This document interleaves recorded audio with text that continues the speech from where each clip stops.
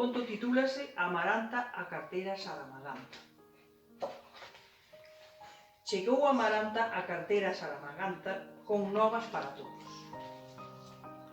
Comezou polo Carballo de Santa Margarida en Pontevedra, onde estaba o sapo Concho Sarmiento.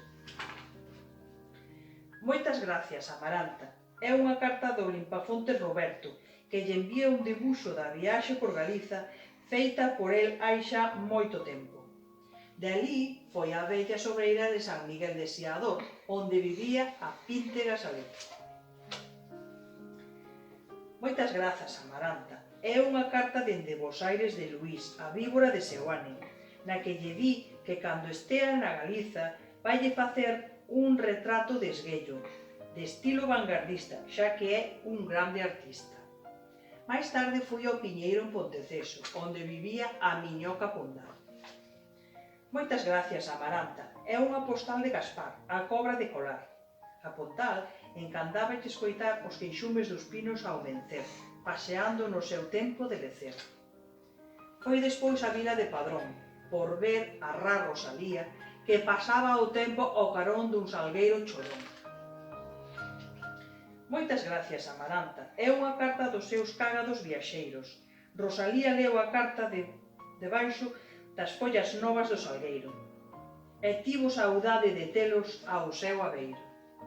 De alí foi a Mondoñedo, o carón dun freixo onde vivía o sapo Cunqueiro. Moitas gracias, Amaranta. É unha carta da Ra de Santo Antón. O sapo Cunqueiro era moi larpeiro, e como a xente de aquí e da cola era moi festeiro. Estaba sempre cos outros feirantes, comendo tortas fascinantes.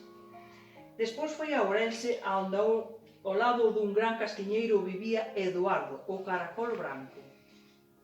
Moitas gracias, Amaranta. É unha carta da víbora fociñuda Tobío, na que lle conta que andaba aos biosbardos a cotío. E un día despistouse e chof, caeu no río. De alí foi a Rianxo, onde vivía preto dun ameneiro, Castelao, o lagarto Arnao.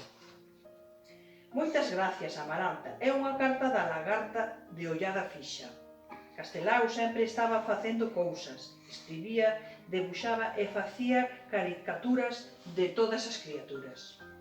De alí foise ao Pazo de Trasalba, onde ao lado dun pinsapo vivía Pedrallo, o sapo Concho riscado. Moitas gracias, Amaranta. É unha carta da lesma preguizosa.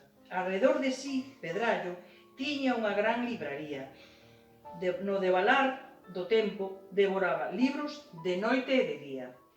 E para rematar, marchou a Coruña, onde entre toxos e flores vivía a samesuga que nunca madruga. Moitas gracias, Amaranta. É unha carta feita co lápis do carpinteiro que lle envía Manolo, o Liscante, que me convida a facer un roteiro o vindeiro 23 de xaneiro. Xa rematei a xornada, dixo Amaranta, deica outra.